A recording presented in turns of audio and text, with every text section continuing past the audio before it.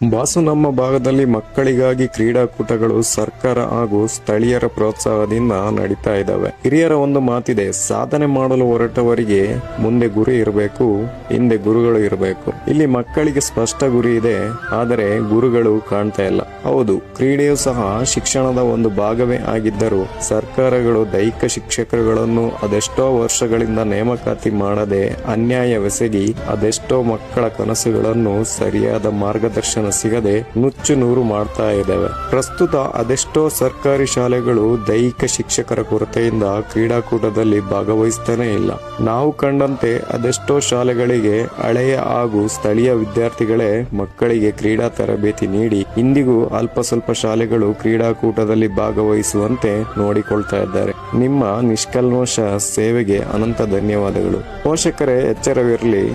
ನಿಮ್ಮ ಮಕ್ಕಳಿಗೆ ಅಕ್ಷರ ಜ್ಞಾನ ಮೂಡುವುದರ ಜೊತೆಗೆ ಈ ಮಣ್ಣಿನ ಸಂಬಂಧ ಕ್ರೀಡೆ ಎಂಬ ಜ್ಯೋತಿಯಿಂದ ಸಿಗದೆ ಹೋದರೆ ಮುಂದೊಂದು ದಿವಸ ಈ ಕ್ರೀಡಾಕೂಟಗಳೇ ಬರಿದಾಗ್ತವೆ. ನಮ್ಮ ಹಕ್ಕುಗಳನ್ನು ತಟ್ಟಿ ಕೇಳೋಣ. ನಮ್ಮ ಕ್ರೀಡೆ ನಮ್ಮ ಹೆಮ್ಮೆ. ದಯವಿಟ್ಟು ಸರ್ಕಾರಗಳು ಕ್ರೀಡಾ ಶಿಕ್ಷಕರುಗಳನ್ನು ನೇಮಿಸಿ ಮಕ್ಕಳ ಕನಸುಗಳನ್ನು ಜೀವಂತವಿರಿಸಿ. ನಮಸ್ಕಾರ.